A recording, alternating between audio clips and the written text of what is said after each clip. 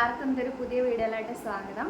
അപ്പോൾ നമ്മുടെ ഇന്നത്തെ വീഡിയോ എന്ന് പറയുന്നത് മൈക്രോബയോളജിയിലെ ഇൻഫെക്ഷൻ കൺട്രോളിലെ ഏറ്റവും ഇമ്പോർട്ടൻ്റ് ആയിട്ടുള്ള കുറച്ച് ടോപ്പിക്സ് ഡിസ്കസ് ചെയ്യുന്നതും അതുപോലെ തന്നെ നിങ്ങൾ മൈക്രോബയോളജിയിൽ കുറേ പേര് കമൻറ്റ് ചെയ്തിട്ടുണ്ടായിരുന്നു ബാക്ടീരിയ വൈറസ് ഒക്കെ വരുമ്പോൾ എങ്ങനെയാണ് എഴുതേണ്ടതെന്നുള്ളൊരു കാര്യം. അപ്പോൾ അങ്ങനത്തെ കാര്യങ്ങളാണ് ഇന്നത്തെ വീഡിയോയിൽ ഡിസ്കസ് ചെയ്യുന്നത്.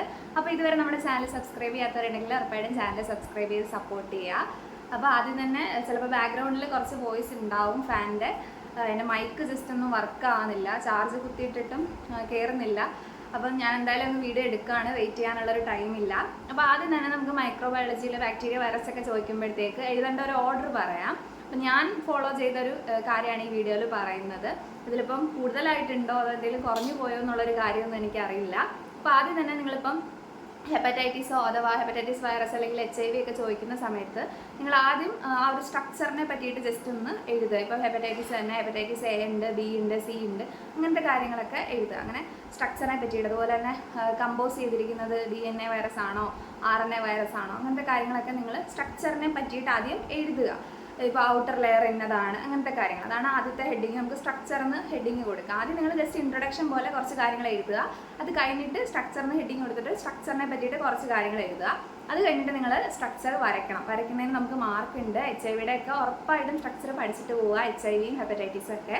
അപ്പോൾ രണ്ടാമതായിട്ട് സ്ട്രക്ചറിനെ പറ്റിയിട്ട് എഴുതിയതിന് ശേഷം നിങ്ങൾ ഡയഗ്രാം വരയ്ക്കേണ്ടതാണ്. അത് കഴിഞ്ഞിട്ട് പാത്തോജെനിസിറ്റി എന്ന് പറയുമ്പോഴത്തേക്ക് എങ്ങനെയാണ് നമ്മുടെ ശരീരത്തിൽ അത് അഫക്റ്റ് ചെയ്യുന്നത് എന്നാണ് പാത്തോജെനിസിറ്റി എന്ന് പറയുമ്പോഴത്തേക്ക്.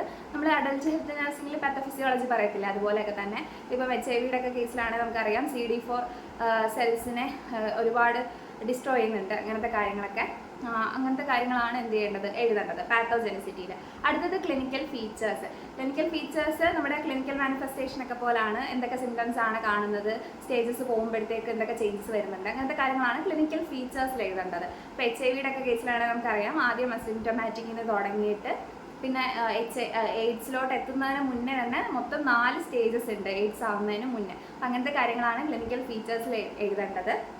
അത് കഴിഞ്ഞിട്ട് മോഡ് ഓഫ് ട്രാൻസ്മിഷൻ, എങ്ങനെയാണ് ട്രാൻസ്മിറ്റ് ചെയ്യുന്നതെന്നുള്ളത്. ഇപ്പോൾ HIV അല്ലെങ്കിൽ എയ്ഡ്സിൻ്റെ ഒക്കെ കേസിലാണെങ്കിൽ നമുക്കറിയാം എങ്ങനെയാണ്. മെയിനായിട്ട് 3-4 വഴികളുണ്ട്. അൺപ്രൊട്ടക്റ്റഡ് സെക്ഷൽ കോണ്ടാക്റ്റ് വഴി വരുന്നുണ്ട്, അതുപോലെ തന്നെ ബ്ലഡിലൂടെ ട്രാൻസ്മിറ്റ് ചെയ്യുന്നുണ്ട്. പിന്നെ വെർട്ടിക്കൽ ട്രാൻസ്മിഷൻ ഉണ്ട്, from mother to the foetus. അതുപോലെ തന്നെ നീഡിൽ സ്റ്റിക്ക് ഇഞ്ചുറി, അങ്ങനത്തെ കാര്യങ്ങളൊക്കെയാണ് മോഡ് ഓഫ് ട്രാൻസ്മിഷനിൽ എഴുതേണ്ടത്. ബ്ലഡ് ട്രാൻസ്ഫ്യൂഷൻ ഇതൊക്കെ വഴി വരുന്നുണ്ട്. അപ്പം അങ്ങനത്തെ കാര്യങ്ങൾ നിങ്ങൾ വിശദമായിട്ട് മോഡ് ഓഫ് ട്രാൻസ്മിഷനിൽ എഴുതുക. അടുത്തത് ലാബ് ഡയഗ്നോസിസ്, നമുക്ക് എങ്ങനെ ഈ ഒരു വൈറസ് നമ്മുടെ ശരീരത്തിൽ ഉണ്ടെന്ന് ഡയഗ്നോസ് ചെയ്യാം. അതാണ് ലാബ് ഡയഗ്നോസിസ് എന്ന് പറയുന്നത്. അപ്പം നമുക്ക് ഓരോരോ ടെസ്റ്റിൻ്റെ, ഇപ്പോൾ സെറോളജിക്കൽ ടെസ്റ്റ് ഉണ്ടാവാം, അങ്ങനത്തെ കാര്യങ്ങളാണ് ലാബ് ഡയഗ്നോസിസിൽ എഴുതേണ്ടത്. അടുത്തതായിട്ട് എഴുതേണ്ടത് പ്രിവെൻഷൻ ആൻഡ് ട്രീറ്റ്മെൻ്റ് ആണ്. പ്രിവെൻഷൻ എന്ന് പറയുമ്പോൾ നമുക്കറിയാം എങ്ങനെയൊക്കെ നമുക്ക് പ്രിവെൻറ്റ് ചെയ്യാം ഇത് വരാതിരിക്കാൻ. ഇപ്പോൾ HIV വൈറസിൻ്റെ കേസിലാണെങ്കിൽ നമുക്കറിയാം ഉണ്ടാവാനുള്ള കാരണങ്ങൾ തന്നെ അവോയ്ഡ് ചെയ്ത് കഴിഞ്ഞാൽ പ്രിവെൻറ്റ് ചെയ്യാനായിട്ട് പറ്റും. ഇപ്പം പ്രൊട്ടക്റ്റഡ് ആയിട്ടുള്ള സെക്ഷൽ കോണ്ടാക്റ്റ്, അതുപോലെ തന്നെ നീഡിൽ സ്റ്റിക്ക് ഇഞ്ചുറി വരാണ്ട് നമ്മൾ എന്ത് ചെയ്യുക, സൂക്ഷിക്കുക, ബ്ലഡ് ട്രാൻസ്ഫ്യൂഷന് മുന്നേ ചെക്ക് ചെയ്യുക, അങ്ങനത്തെ കാര്യങ്ങളെല്ലാം പ്രിവെൻഷനിൽ വരുന്നത്. കൃത്യമായിട്ട് നമ്മൾ പഠിക്കണം. ഞാനിപ്പോൾ ജസ്റ്റ് പറയുന്നതേ ഉള്ളൂ. അതുപോലെ തന്നെ ട്രീറ്റ്മെൻറ്റ് ഇപ്പം HIV വൈറസ് എഫക്റ്റ് ചെയ്ത് കഴിഞ്ഞാൽ നമുക്കറിയാം ആർത്താണ്, ആൻറ്റി റിട്രോവൈറൽ തെറാപ്പിയാണ് കൊടുക്കുന്നത്. അപ്പോൾ അതിൻ്റെ കാര്യങ്ങളൊക്കെ എഴുതാം. അപ്പോൾ ഇതാണ് ഏകദേശം ഒരു ഓർഡർ. ഇതായിരുന്നു ഞാൻ ഫോളോ ചെയ്ത് നമുക്ക് പറഞ്ഞു തന്നിട്ടുണ്ടായിരുന്ന ഒരു ഓർഡർ. അപ്പം വൈറസൊക്കെ ചോദിച്ചു കഴിഞ്ഞാൽ നിങ്ങൾക്ക് ഈ ഒരു ഓർഡറിൽ എഴുതി പോവാം. അപ്പോൾ എല്ലാ ക്വസ്റ്റ്യൻസും ഒന്നും നമ്മളിങ്ങനൊന്നും എഴുതേണ്ടതൊന്നും അല്ല. വൈറസ് ഒക്കെ ചോദിക്കുമ്പോഴാണ് മെയിനായിട്ട് ഇതുപോലെയൊക്കെ എഴുതേണ്ടത്. അല്ലാണ്ട് കോമൺ ആയിട്ട് ഇന്ന ഹെഡിങ് എന്നും പറഞ്ഞ് അങ്ങനെ ഇപ്പം നമുക്ക് അഡൽട്ട് ഹെൽത്തിങ്ങിൽ പോലെ പറയാനായിട്ടൊന്നും ഇല്ല. പലതിനും പലതരത്തിൽ എഴുതുന്നതുണ്ട്. അപ്പം നിങ്ങളിത് ജസ്റ്റ് ഇതിൽ വരുന്നതൊക്കെ പറ്റുന്ന പോലെ ഫോളോ ചെയ്യുക. സോ അടുത്തായിട്ട് ബാക്ടീരിയ ചോദിക്കുമ്പം നിങ്ങൾക്ക് ഫോളോ ചെയ്യാൻ പറ്റുന്നൊരു ഓർഡറാണിത്. സീരിയസ്ലി ഞാൻ പേഴ്സണലി പറയുകയാണെങ്കിൽ ഞാൻ ബാക്ടീരിയ എക്സാമിന് പഠിച്ചിട്ട് പോയിട്ടുണ്ടായിരുന്നില്ല. സോ ഇത് നമുക്ക് ഫോളോ ചെയ്യാൻ വേണ്ടിയിട്ട് പറഞ്ഞു തന്ന ടെക്സ്റ്റ് ബുക്കിലൊക്കെ കിടക്കുന്നൊരു ഓർഡറാണ് ഇതിലുള്ളത്. അപ്പം എല്ലാവരും ഒന്ന് ടെക്സ്റ്റ് ബുക്കും കൂടെ റെഫർ ചെയ്ത് നോക്കുക. അടുത്തതായിട്ട് നമുക്ക് ഇമ്പോർട്ടൻ്റ് ആയിട്ടുള്ള ടോപ്പിക്സ് നോക്കാം. ആദ്യം തന്നെ ഒന്നാമത്തെ ചാപ്റ്ററിൽ നിങ്ങൾ യൂക്യാരിയോട്ട്, പ്രോക്യാരിയോട്ട് അങ്ങനത്തെ കാര്യങ്ങളൊക്കെ പഠിക്കുന്നുണ്ട്. സോ അത് ഡിഫറൻസ് ബിറ്റ്വീൻ വരുന്ന രീതിയിലും പഠിക്കണം. അതുപോലെ തന്നെ ഡീറ്റെയിൽഡ് ആയിട്ട് നമുക്ക് പഠിക്കേണ്ടതായിട്ടുണ്ട്. സോ ഞാൻ പറയാനായിട്ട് വിട്ടുപോയതാണ്, നിങ്ങൾ ലൂയിസ് പാസ്റ്ററിൻ്റെ കുറച്ച് കാര്യങ്ങളുണ്ട്, പോസ്റ്റ്ലൈറ്റ്സ് ഉണ്ട്, അതുപോലെ തന്നെ റോബർട്ട് കോച്ചിൻ്റെ പോസ്റ്റ്ലൈറ്റ്സ് ഉണ്ട്. അത് മസ്റ്റായിട്ടും പഠിക്കുക. അപ്പം ഞാൻ ഏറ്റവും ഇമ്പോർട്ടൻ്റ് ആയിട്ടുള്ള കാര്യങ്ങൾ മാത്രമേ ഇനി പറയുന്നുള്ളൂ. ബിക്കോസ് ആകെ നമുക്കിനി 2 ദിവസമേ ഉള്ളൂ. അപ്പോൾ നിങ്ങൾ ഒരുപാട് പറഞ്ഞു കഴിഞ്ഞാൽ ചിലപ്പോൾ ടെൻസ്ഡ് ആവും. അപ്പോൾ ഏറ്റവും ഇമ്പോർട്ടൻ്റ് ആയിട്ടുള്ള കാര്യങ്ങൾ മാത്രം പറഞ്ഞു പോകാം. സെക്കൻഡ് ചാപ്റ്ററിലോട്ട് വരുമ്പോഴത്തേക്ക് നിങ്ങൾ ഉറപ്പായിട്ടും പഠിച്ചിട്ട് പോകേണ്ട ക്വസ്റ്റ്യൻ ആണ് സ്റ്റെയിനിങ്. സ്റ്റെയിനിങ് ഭയങ്കര ഇമ്പോർട്ടൻ്റ് ആണ്. സോ സ്കിപ്പ് ചെയ്യാനായിട്ട് പാടില്ല. റിപ്പീറ്റഡ് ആയിട്ട് ചോദിക്കുന്ന ക്വസ്റ്റ്യൻ ആണ്. പിന്നെ നിങ്ങൾ പഠിക്കേണ്ടതാണ് culture media, types of culture media. അപ്പോൾ അതെല്ലാം പഠിക്കണം. അതിൽ അനേറോബിക് കൾട്ടിവേഷൻ ഓഫ് ബാക്ടീരിയ ഒക്കെ വരുന്നുണ്ട്. അപ്പോൾ അത് ഫുള്ള് പഠിക്കുക. അപ്പം ഈ ഒരു സിലബസിൽ നോക്കാനാണെങ്കിൽ താഴെ കിടപ്പുണ്ട് ടൈപ്സ് ഓഫ് സ്റ്റെയിനിങ്, അതുപോലെ തന്നെ കൾച്ചർ മീഡിയ. സിലബസ് നോക്കിയിട്ട് എന്ത് ചെയ്യുക, കൃത്യമായിട്ടത് പഠിക്കുക. ഇതാണ് സെക്കൻഡ് ചാപ്റ്ററിൽ ഏറ്റവും ഇമ്പോർട്ടൻ്റ് ആയിട്ടുള്ളത്.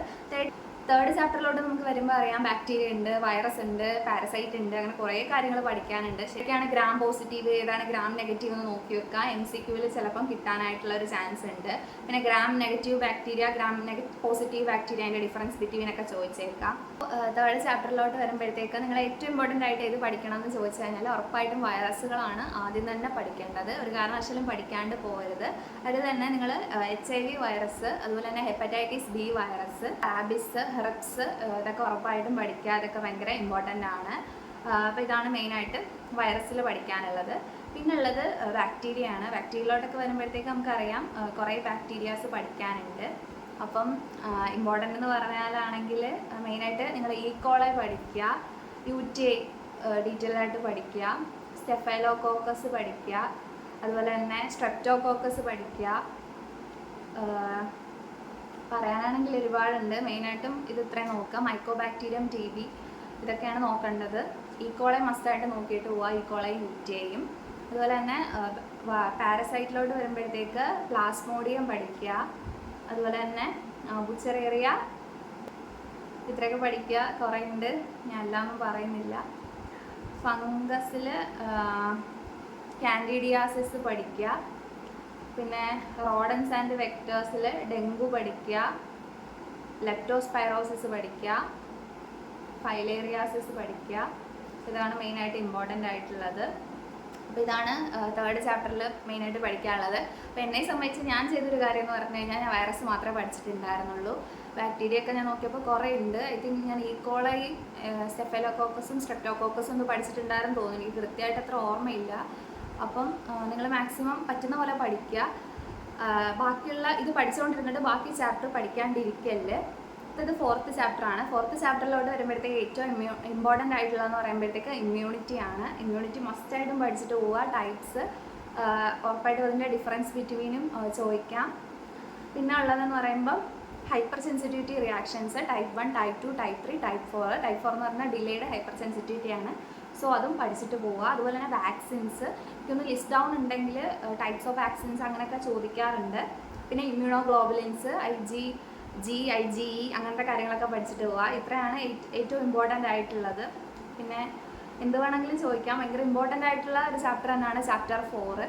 സോ ബേസിക്കലി ഞാൻ ചെയ്തൊരു കാര്യം എന്ന് പറയുമ്പോഴത്തേക്ക് ഞാൻ 1, 2 അതുപോലെ തന്നെ 4ാമത്തെ ചാപ്റ്റർ നന്നായിട്ട് പഠിച്ചിട്ടുണ്ടായിരുന്നു. Third chapter വൈറസാണ് നോക്കിക്കൊണ്ടുപോയത്. എൻ്റെ ഭാഗ്യത്തിന് ആ ചാപ്റ്ററിൽ നിന്ന് വൈറസേ ചോദിച്ചിട്ടുണ്ടായിരുന്നുള്ളൂ. ഐ തിങ്ക് HIV ആണെന്ന് തോന്നുന്നു. അപ്പോൾ എനിക്കത് ലക്കുണ്ടായി. പക്ഷെ നിങ്ങൾക്ക് ബാക്ടീരിയ ചോദിച്ചു കഴിഞ്ഞാൽ നമ്മളത് പോയി അങ്ങ് വെക്കാനേ പറ്റൂ. അപ്പം ബുദ്ധിപൂർവ്വം ഉള്ള ടൈം യൂസ് ചെയ്തിട്ട് പഠിക്കുക. ഇതാണ് മൈക്രോബയോളജിയുടെ പറ്റിയിട്ട് പറയാനുള്ളത്. അടുത്ത് നമ്മൾ ഇൻഫെക്ഷൻ കൺട്രോളിലോട്ട് പോകുമ്പം എനിക്ക് ബേസിക്കലി പറയാനുള്ളത് ഇൻഫെക്ഷൻ കൺട്രോൾ എല്ലാം പഠിക്കുക. ഞാൻ ചെയ്തൊരു കാര്യം എന്ന് പറയുമ്പോൾ ഞാൻ ഒരു ടോപ്പിക്ക് പോലും സ്കിപ്പ് ചെയ്തിട്ടുണ്ടായിരുന്നില്ല. കംപ്ലീറ്റ്ലി പഠിച്ചിട്ടുണ്ടായിരുന്നു. ശരിക്കും എനിക്കത് യൂസ്ഫുൾ ആയിട്ടുണ്ട്. സോ ഒന്നും സ്കിപ്പ് ചെയ്യാനില്ല. നമ്മളെ കൊണ്ട് പഠിക്കാൻ പറ്റുന്നതേ ഉള്ളൂ ഇൻഫെക്ഷൻ കൺട്രോൾ. അപ്പം മാക്സിമം എല്ലാം പഠിക്കുക. ഇനി ഒന്നും പഠിക്കാത്തവരാണെങ്കിൽ ജസ്റ്റ് ഏറ്റവും ഇമ്പോർട്ടൻ്റ് എന്ന് പറയാനേ ഉള്ളൂ. എന്തും ചോദിക്കാം, ബിക്കോസ് എല്ലാം ഇമ്പോർട്ടൻ്റ് ആണ്. നിങ്ങൾ ഉറപ്പായിട്ടും ഹോസ്പിറ്റൽ അക്യൂർഡ് ഇൻഫെക്ഷൻസ് പഠിക്കുക. ഇപ്പോൾ 4 എണ്ണമാണ് മെയിനായിട്ടുള്ളത്. 4 എണ്ണവും പിന്നെ അതിൻ്റെ ബണ്ടിൽ അപ്രോച്ച് എങ്ങനെയാണത് മാനേജ് ചെയ്യുന്നത് എന്നുള്ളൊരു കാര്യം, പ്രിവെൻഷനൊക്കെ. അപ്പോൾ അത് പഠിക്കുക. അടുത്തതായിട്ട് ഡോണിങ്ങും ഡോഫിങ്ങും ഒക്കെ ഡിഫറൻസ് ബിറ്റ്വീൻ ചോദിക്കാനായിട്ടുള്ളൊരു ചാൻസ് ഉണ്ട്. പിന്നെ ടൈപ്സ് ഓഫ് മോഡ് ഓഫ് ട്രാൻസ്മിഷനിലെ type of transmission, droplet, direct, contact, അങ്ങനത്തെ കാര്യങ്ങളൊക്കെ അത് പഠിക്കുക. പിന്നെ ഹാൻഡ് ഹൈജീൻ്റെ മൊമെൻറ്റ്സ് പഠിച്ചു വെക്കുക. MCQ ആയിട്ട് എപ്പോഴും ചോദിക്കാറുണ്ട്. പിന്നെ ഡിസിൻഫെക്ഷൻ ആൻഡ് സ്റ്റെറിലൈസേഷൻ മസ്റ്റായിട്ടും പഠിക്കുക. ഏറ്റവും ഇമ്പോർട്ടൻ്റ് ആണ് ഡിസിൻഫെക്ഷനും അതുപോലെ തന്നെ സ്റ്റെറിലൈസേഷനും. അടുത്തതായിട്ട് ട്രാൻസ്പോർട്ടേഷൻ ഓഫ് സാമ്പിൾസ് അത് ചോദിക്കാറുണ്ട്. Techniques of collection and how to transport അത് ഇമ്പോർട്ടൻ്റ് ആണ്. പിന്നെ ബയോമെഡിക്കൽ വേസ്റ്റ് മാനേജ്മെൻറ്റ് മസ്റ്റായിട്ടും പഠിക്കുക, ഏറ്റവും ഇമ്പോർട്ടൻ്റ് ആയിട്ട് ചോദിക്കുന്ന ക്വസ്റ്റ്യൻസ് ആണ്. പിന്നെ അടുത്തതായിട്ടുള്ളത് ആൻറ്റിബയോട്ടിക് സ്റ്റീവാർഡ്ഷിപ്പ് എന്ന് പറഞ്ഞൊരു ചാപ്റ്റർ ഉണ്ട്. ആ ചാപ്റ്റർ ഭയങ്കര ഇമ്പോർട്ടൻ്റ് ആണ്. ഇതിനകത്ത് ആൻറ്റിബയോട്ടിക് സ്റ്റീവാർഡ്ഷിപ്പിൻ്റെ ഇമ്പോർട്ടൻസ് പഠിക്കുക. MRSA ഭയങ്കര ഇമ്പോർട്ടൻ്റ് ആണ്, പഠിക്കാണ്ട് പോകരുത്. MRSA antimicrobial resistance, so അതിൽ എല്ലാം പഠിക്കുക, സ്കിപ്പ് ചെയ്യാനൊന്നുമില്ല. പേഷ്യൻറ്റ് സേഫ്റ്റി ഇൻഡിക്കേറ്റേഴ്സ്, ഇതും വളരെ ഇമ്പോർട്ടൻ്റ് ആയിട്ടുള്ളൊരു ചാപ്റ്ററാണ്. ഇതിനകത്ത് കുറേ പ്രിവെൻഷൻ ഉണ്ട്. ഫോളിൻ്റെ ഉണ്ട്, ഡീപ് വെയിൻ ത്രോംബോസിസിൻ്റെ ഉണ്ട്, IV കോംപ്ലിക്കേഷൻ ഉണ്ട്. സോ ഇതിൽ ഏത് വേണമെങ്കിലും ചോദിക്കാനായിട്ടുള്ളൊരു ചാൻസ് ഉണ്ട്.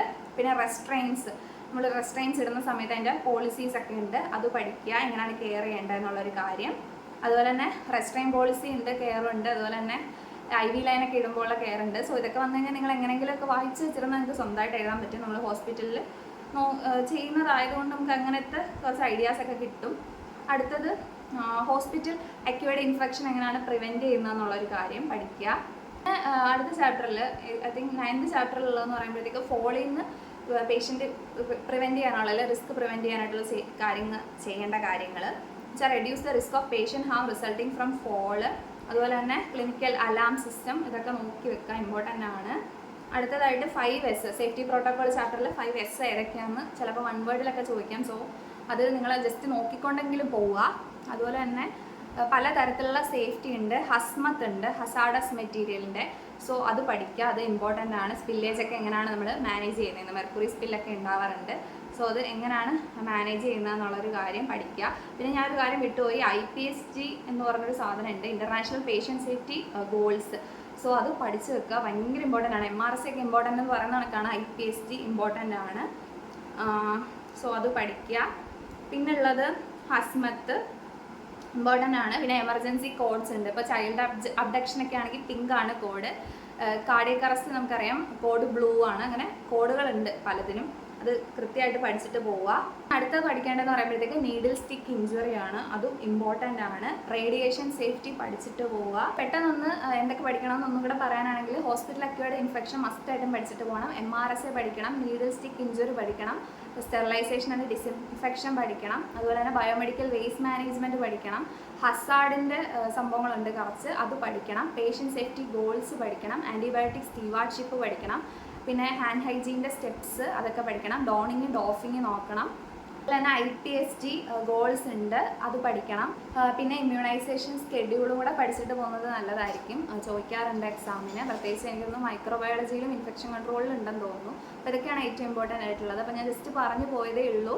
അപ്പോൾ എല്ലാവരും നോക്കുക. സോ എല്ലാവരും എക്സാം നന്നായിട്ട് എഴുതുക. All the very best. എന്തെങ്കിലുമൊക്കെ ഡൗട്ട്സ് ഉണ്ടെങ്കിൽ കമൻറ്റ് സെക്ഷനിൽ ചോദിക്കുക. അതുപോലെ തന്നെ ഫ്രണ്ട്സിനും കൂടെ വീഡിയോ ഒന്ന് ഷെയർ ചെയ്ത് കൊടുക്കുക. അപ്പം എന്തെങ്കിലും വീഡിയോസ് വേണമെങ്കിൽ കമൻറ്റിൽ പറയുക. നമുക്ക് മറ്റൊരു വീഡിയോ ആയിട്ട് കാണാം. ബൈ.